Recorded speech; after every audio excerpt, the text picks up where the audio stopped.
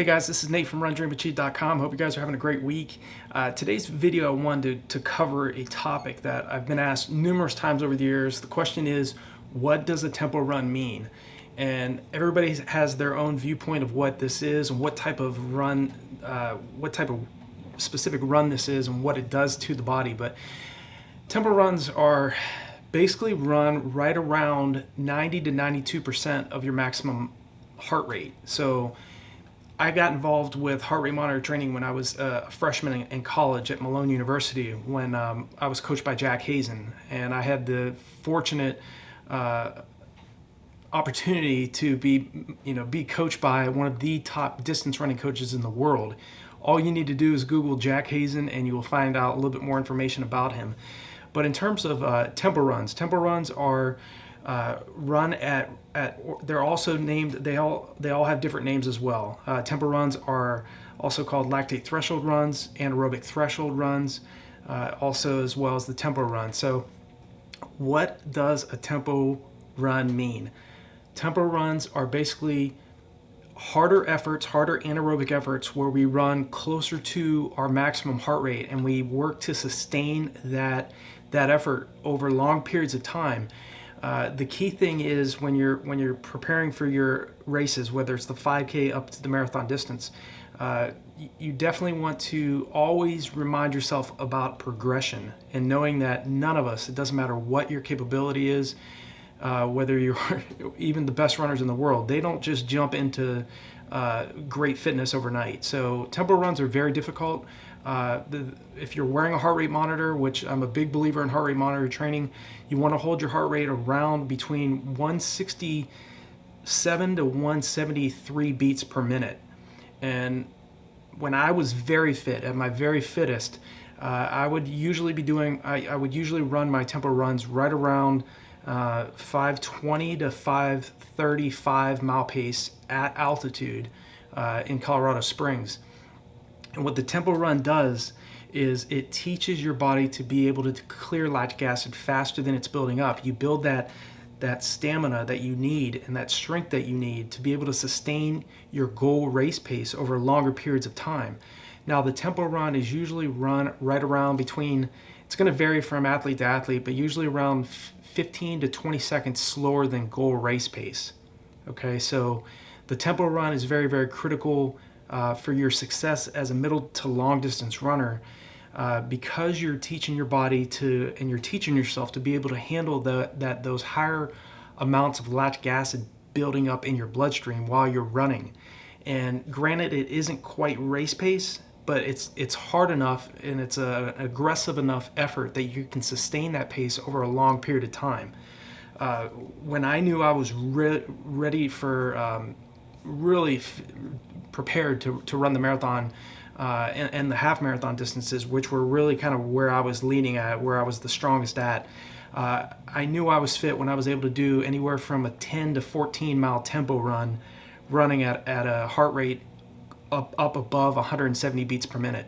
Now, one thing you want to remember too with tempo runs, the hardest part oftentimes with doing a tempo run, especially if you're wearing a heart rate monitor, is just getting the heart rate up to the point where you need it to be at. That's kind of usually the hardest part, is getting the heart rate up high. A couple tips about heart rate monitor training is you got to keep in mind too, if it's hot out, your pace is going to be slower because your heart's having to work harder, and the heart rate gradually is obviously going to be higher in the heat rather than in the cold when you're not sweating as much. But definitely with wearing a heart rate monitor, you definitely know what intensity you need to be running at. And when you're focusing more on heart rate rather than worrying about what kilometer splits I'm hitting, what mile splits I'm hitting during this run, as you get fitter over time, the splits are going to take care of themselves. The mile splits and the kilometer splits. Don't focus so much on the and it's still nice. It's still good to know, okay, well, I went out and I did a tempo run at 7-minute mile pace, or I hit my 4th mile in my 10 mile tempo run at 6:42. All that's is all good and well, but what you want to keep in mind is being able to sustain that effort and focusing on the effort rather than the splits. The splits, again, as you get fitter and fitter, your heart's not going to have to work as hard, and you're going to be able to sustain the same pace as you did earlier on in the same heart rate early on in your training block. But your pace is going to be significantly faster as you get fitter, because your heart doesn't have to work as hard, and you've started to build that anaerobic capability, and those anaerobic adaptations that occur over long periods of time are starting to take effect. So tempo runs, again, also known as anaerobic threshold. Your anaerobic threshold is basically right when lactic acid starts to build up in your bloodstream. And the best runners, even the athletes that are around you in your local area, or athletes that you've competed with in the past, the reason why they're making it look so easy is because, one, they have done a lot of things that we talk about in the videos. They're doing their long runs, they're staying consistent, they're focusing on nutrition. And again, definitely, I'll leave links below this video, a lot of resources. I have another site called nutritiongeeks.com. Definitely go there as well if you're looking for more nutrition-based information. But these athletes that are able to sustain pace over long periods of time, one, they have really honed in on the tempo run, and improving their body's anaerobic threshold and able to sustain that pace over long periods of time with ever increasing amounts of lactic acid buildup. That's why we focus on the VO2 max workouts. You're doing all of my training programs, all of my running courses, all built around a combination of doing VO2 max workouts, which is one per week, one long run, which is followed by the following week by a relaxed long run. So it's one harder, kind of more varied pace long run, followed the next week by a nice, easy, relaxed long run, because the rest period of your training is absolutely critical for you to be successful at middle to long distance running. You cannot just focus on just the tempo run and not give yourself equal attention to relaxing on easy days where you need to be jogging, taking it easy. A great way to make sure that you are not running too fast on your easy days is to wear a heart rate monitor. You don't necessarily need to get attached to these things, okay? They're kind of just guides to give you an effort. Sometimes you are going to go off a feel. Maybe you don't have a heart rate monitor, and you're wondering, well, how do I do a tempo run without a heart rate monitor? If you can, as far as effort, you want to go off effort at times too. As far as the anaerobic threshold runs or tempo runs, these are not easy. Okay, you are not going to be wanting to have a conversation. You're not going to be able to have a conversation easily while doing a tempo run with someone else.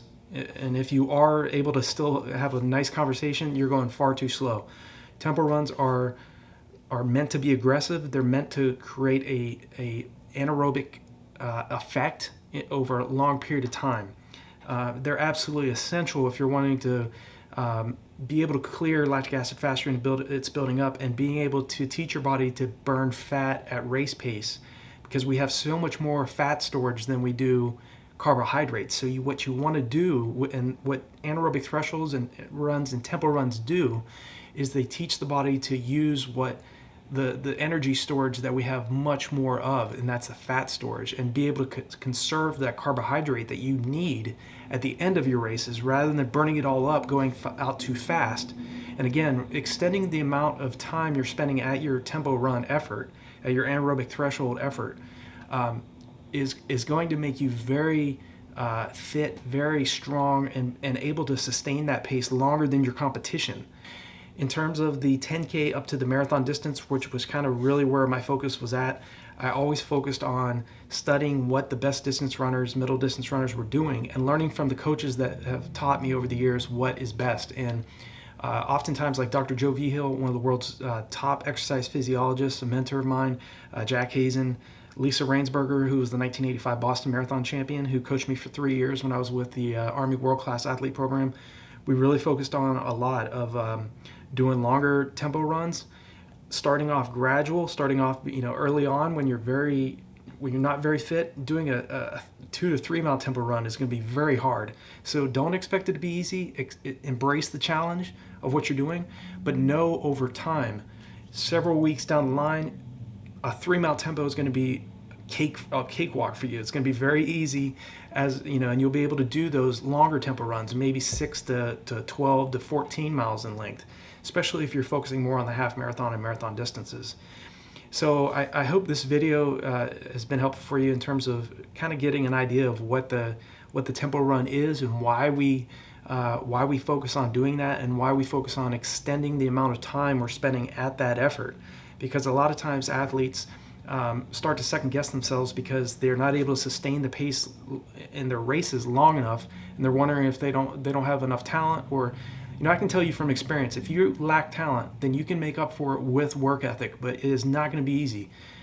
The athlete with a lot of talent doesn't have to work quite as hard as somebody that doesn't have as much talent, but has the work ethic, has the willingness to get out the door and put in the work.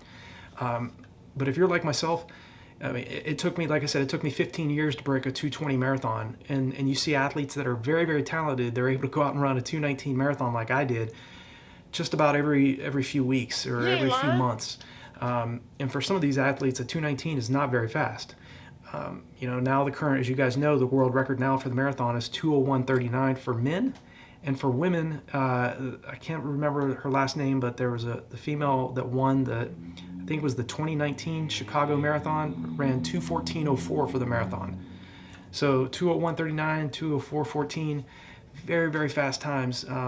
Especially even the female world record, 2:14 is an elite time for men as well. So kudos to those athletes that are running those types of times. But the athletes that you see that are performing well, doing better than you are, they're no different necessarily than you, but they do focus on high levels of anaerobic training, which is extending longer periods of time spent at your anaerobic threshold, focusing on VO2 max workouts where you're running much, much faster than your goal race pace. I mean, much faster. If you're training for a 5K or up to a marathon, training at, say, 3K to 1 mile to 3K efforts is definitely going to make that your 5K to marathon race pace feel very, very easy. And that's really the key.